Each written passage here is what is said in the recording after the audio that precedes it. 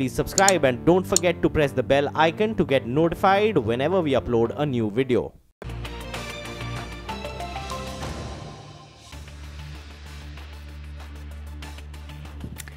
Hi, a very good morning. You're watching Trading Hour on CNBC TV 18. I'm Ekta Batra and with me is Prashant Nair. It's turning out to be a weak start for us on the equity markets, and courtesy, it seems as though, in terms of what's happening for the rupee. As you can see on your screen, it is a fresh record low. We've surpassed 72 quite formidably for the rupee at this point in time, 72.41.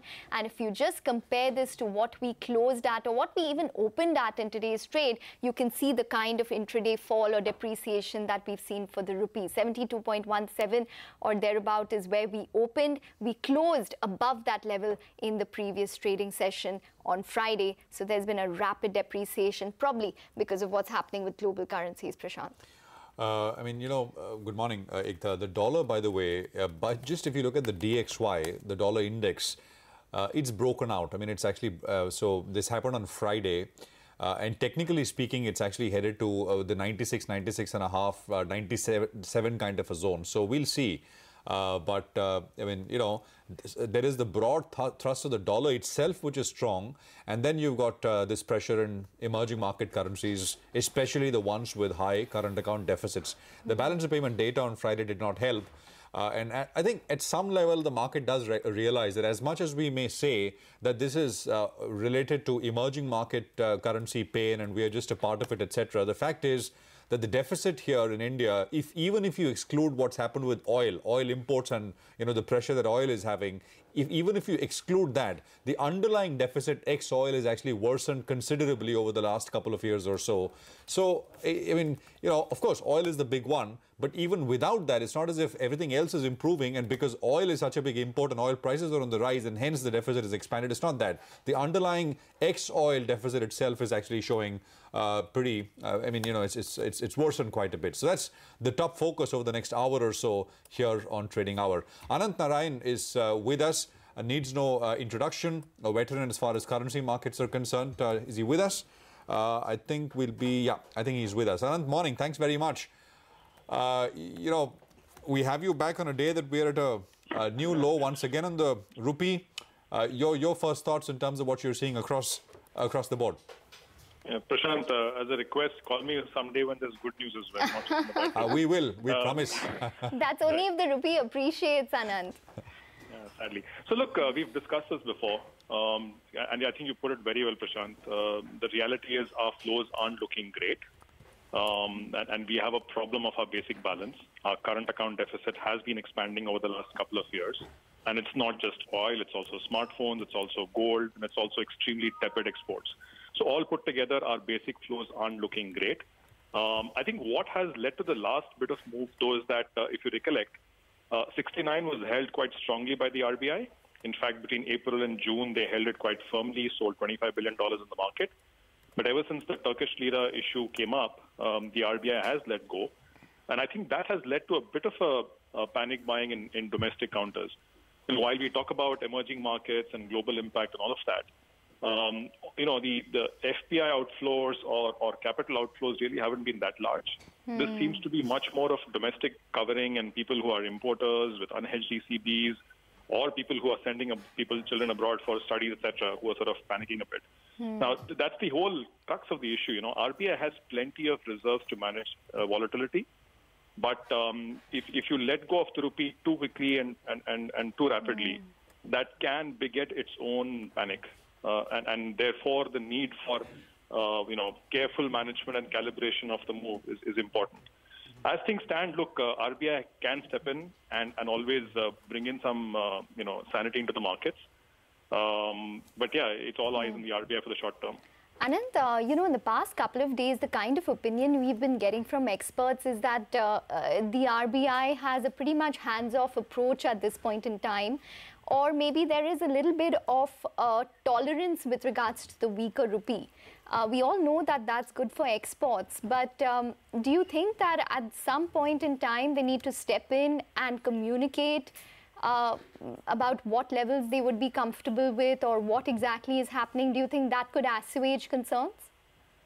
Oh, absolutely, Sonia. So look, when they were intervening strongly at 69, frankly, at that point of time, verbal communication was not required because they were letting their deeds speak instead. Now, however, when there is lack of clarity about what really the thought process is, and plus we're getting very mixed signals from Delhi as well, different kinds of statements coming in from there. When there is uncertainty about is RBI okay with 73, 74, 75, it's precisely at times like this that RBI has to do something, and verbal intervention could be one way out. Now, on what's the right level for RBI to stabilize the rupee at, very, very difficult question. All I can say is that with such a large double-digit depreciation of USD, of rupee against the dollar this year, as far as correction is concerned on the currency front, I think we've seen ample. What is required now is other issues. Currency alone will not solve our current account deficit. We need our exports to be addressed. We need manufacturing to be addressed. Make in India, make for India. All of that has to be addressed, which I know will take time. But at least as long as we can demonstrate that we recognize these issues and are working towards that, that will be a lot more stabilizing for the currency right now than just intervention. Remember, RBI intervention can buy us time. It cannot solve the nature of our basic balance.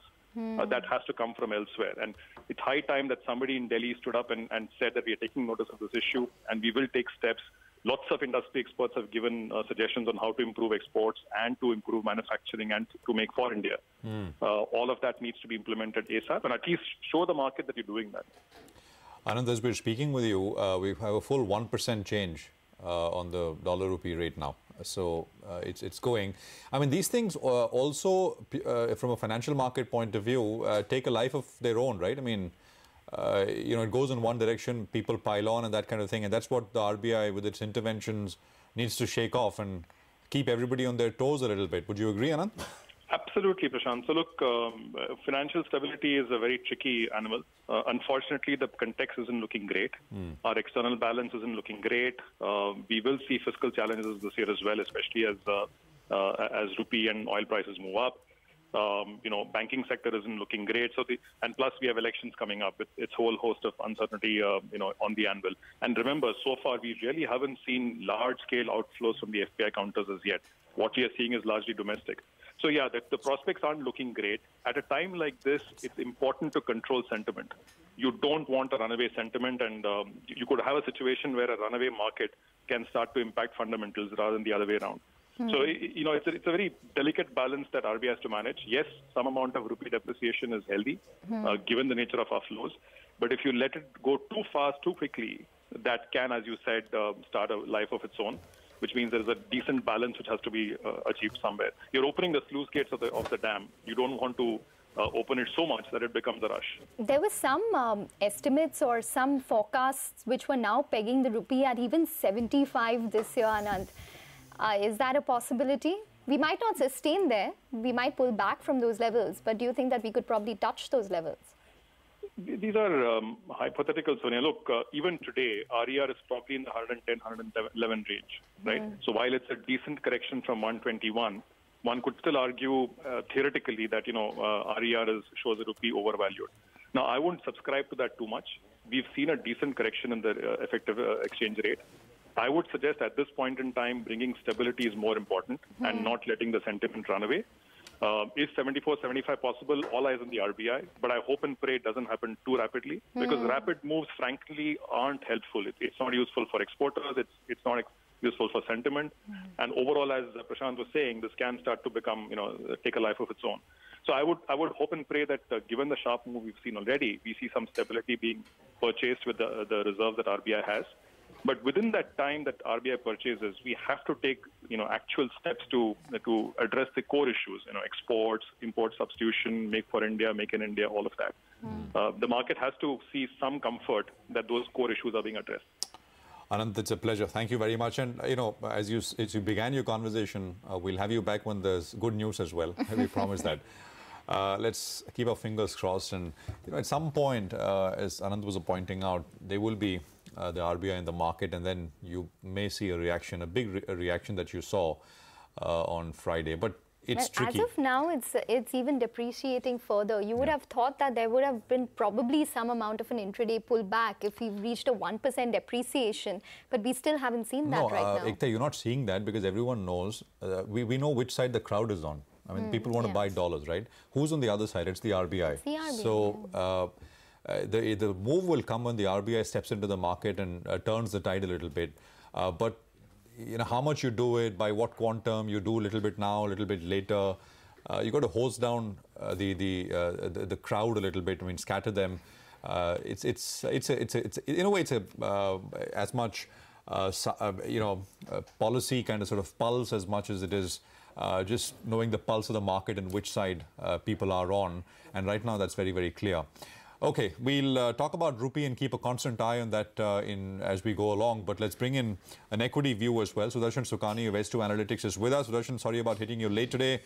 Appreciate you joining in. Your sense, 86, 90 points gone on the Nifty.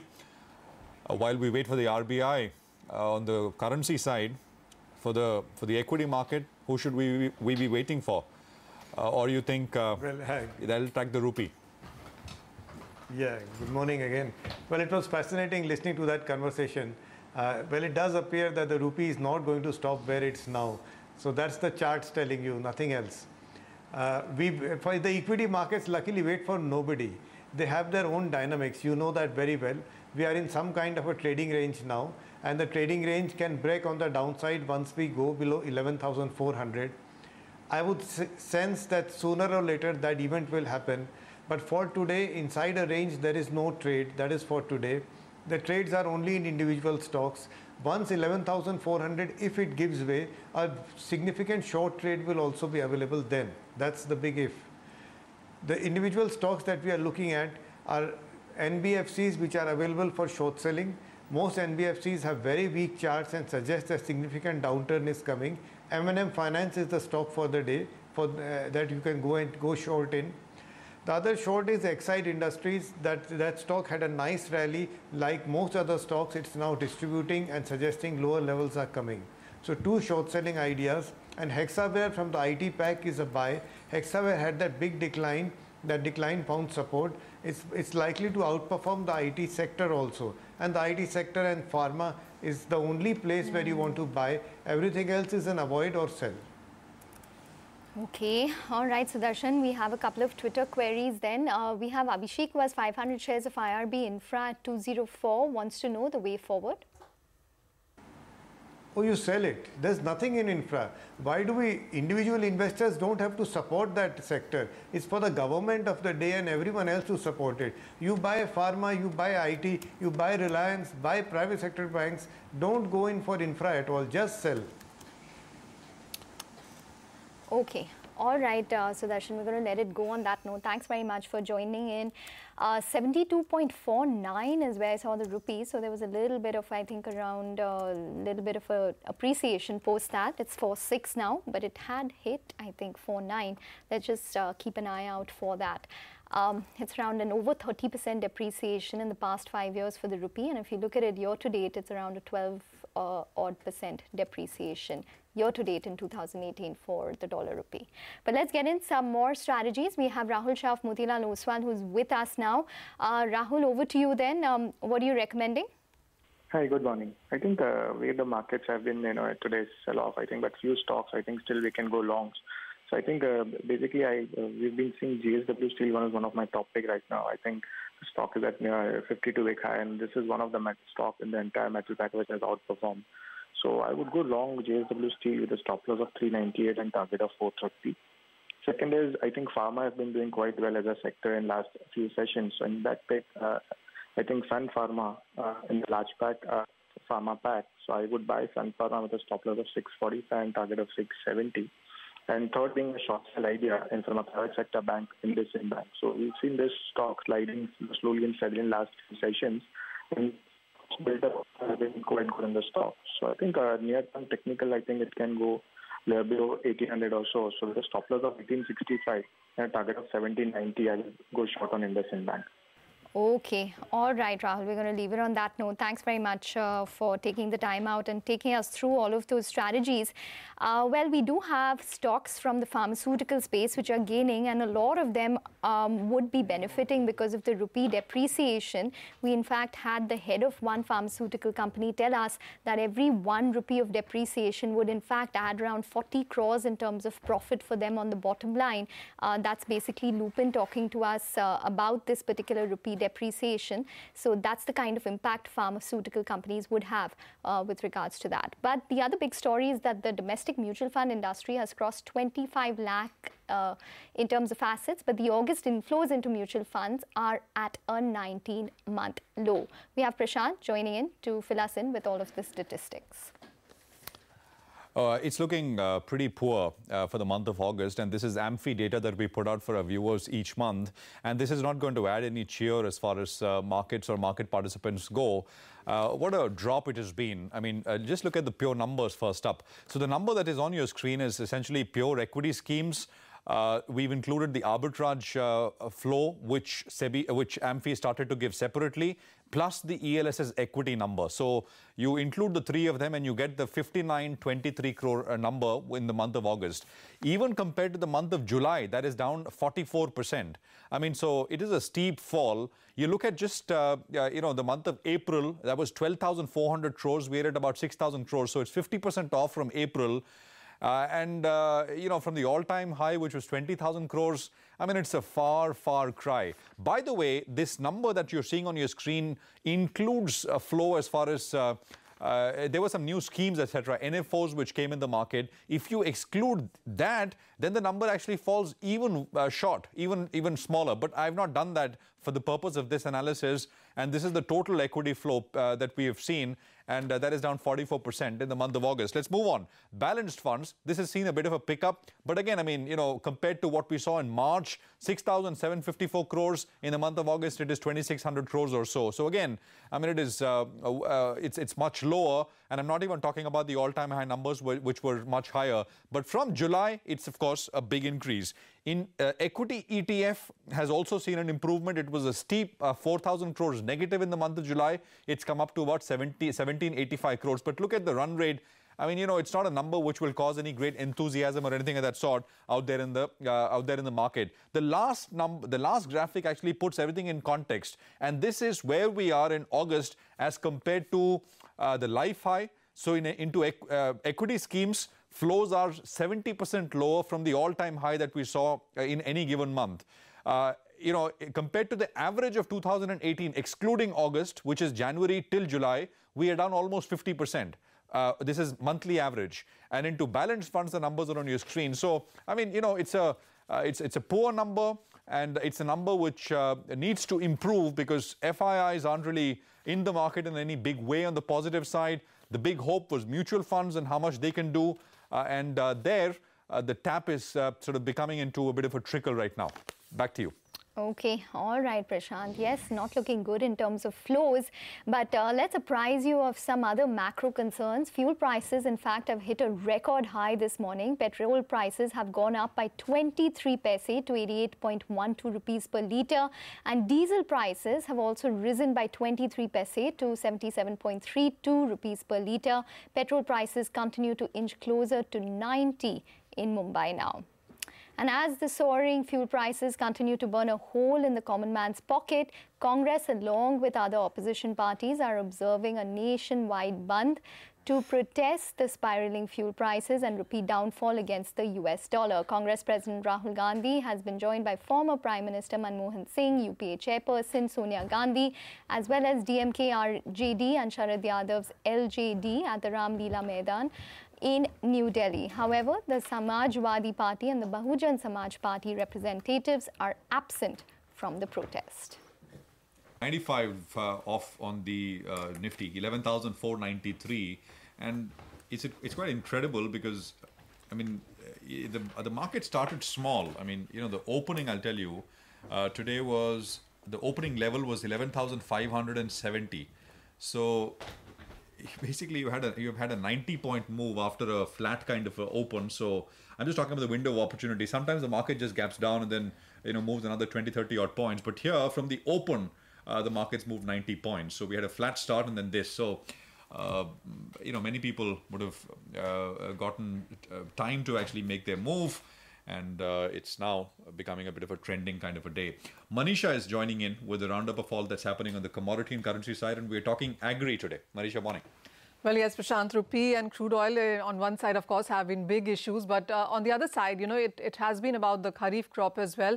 The arrivals for that would start coming in a few weeks. And while, of course, the government has kept one part of its promise in sense of increasing MSP by 50% of cost of production, the other part really is the implementation of it. And while the government did say that they will have a foolproof implementation, ensuring that the MSP price is actually given to the farmer, that is yet to come in. We do understand a few things here that, one, the government will procure commodities like grains and pulses. That is something that they have been doing, that the Cotton Corporation of India will procure cotton. Price deficit scheme is what we might see in oilseeds, but whether or not enough budget has been allocated by the state governments and what really happens for the rest of the crops is something that is still in the limbo. Markets are still awaiting that one. Another point is that, a moong crop in Maharashtra has started coming in now, and it is trading 20 to 40% below MSP, and there are no buyers for that because traders also are keeping away, fearing stringent actions from the Maharashtra government. So as of now, things are not very pretty and clear as far as the crop arrivals and the MSP to be paid to farmers on that aspect. But let's get in. Siraj Chaudhary is chairman of Cargill, and he joins us to talk about that and various other factors as well. Mr. Chaudhary, hi, thank you so much for joining us. You recently released a report on agriculture in the Asian markets, rather. What really has been the outcome of this report and the solutions therein? Okay, so taking a step back, Manisha, this is a report which Cargill asked the Economic Intelligence Unit to conduct for it, where they interviewed about 400 business leaders. And the goal was really to, this is a large area where the largest increase in population is happening. There's the largest growth in income for, on a relative basis, on a lower base though, is happening. And this is an attempt to really say that, okay, what will this region look like in terms of food and agriculture in, say, 12 years' time, by 2030, for the sake of taking a rounded number.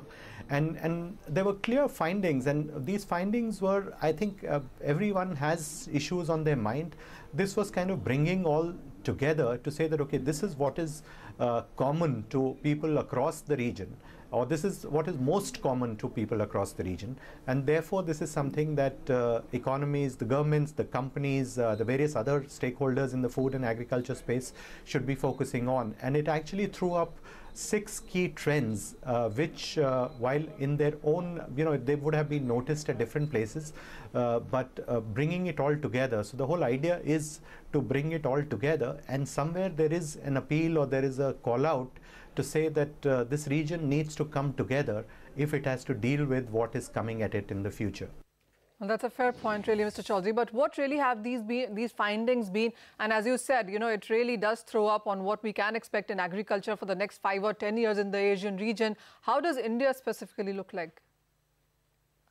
So we have pockets of excellence. I mean, there are examples of different states in India who have collaborated, where the private sector and the government has got together. Actually, it's not really the private sector and the government, it's actually a tripartite relationship, whereas there's a farmer, there's the government and the private sector. And the root cause of this is that historically there has been the farmer-government relationship where the trade or the private sector was not very trusted in dealing with the farmer. I mean, there's always the historical mindset that the farmer will be exploited by the trade or the business, and therefore needed the protection from the government. So the presence of the government in this equation actually raises the level of trust, and therefore more such relationships over a period of time will create and as farmers get into create their own farmer producer organizations, they will have more strength to negotiate or to deal with, and more confidence to negotiate and deal with the business. And so I think it's a trend which has started. It will be very crop specific, it will be very demand specific. I mean, will there be a farmer producer or a PPI, private public partnership in producing wheat? Highly unlikely. Producing corn, unlikely. Paddy, unlikely. But then if you get down to will that be for citrus fruits, will there be for a particular types of millets? Yes, there is possibility where there is a direct industry and farmer connect for the produce of the farmer. Siraj, I also want to talk to you about the MSP, because while the announcement, of course, has come in, the implementation is a big question mark. We still are awaiting one final mechanism that the government will adopt in this case. What is your sense when it comes to that? So, Manisha, I think, while there's a clear motive for the government to increase the MSP, which is a clear signal to the farmer saying that it is our intent that you get a higher realization for your crop. Now, that's a statement of intent. There are practical difficulties in implementing it. You cannot have procurement of all these crops that are covered under MSP at different locations. I do not think there is infrastructure to do that beyond some of the primary crops that have historically been getting procured under the MSP. But I think the problem lies not in trying to give the farmer higher price. I mean, that will not solve the problem. I mean, we have situations that the governments have procured from the farmer at a certain price, and then they sit on that stock and, ultimately sell it at 20-30% lesser price to the public again. So, I mean, we are just sort of recirculating crops and, and subsidies, so to say. So the solution actually is we have to find greater sources of demand. And, you cannot, I mean, pure economics, as we've all studied, is really about prices rise when there is a matching or rising demand against the supply. But today we are sitting in a scenario where there's excess supply of everything. I mean, be it sugar, be it milk, be it crops. And if you do not spur demand, you cannot have sustainable solutions to these problems. So, I mean, and demand is not restricted to saying, okay, we should process more. It is about reaching some of these crops to consumers. It is maybe using some of this produce in more intensive government feeding programs, or finding markets for this outside India. And there are attempts. It's never going to be easy because the world is today grappling with excess supply. I mean, look at the case of sugar or some other commodities. Where do you take your produce? So we do, and this is an outcome of where we have encouraged farmers to produce crops which were probably not needed in that time frame. Oh, well, absolutely, Siraj. Thank you so much for joining us. So, it's not just going to be about the rupee or the higher petrol and diesel prices. It is also going to be about the MSP and implementation and budgeting of that for the state governments. That could be really the next issue that you'll have to keep an eye on.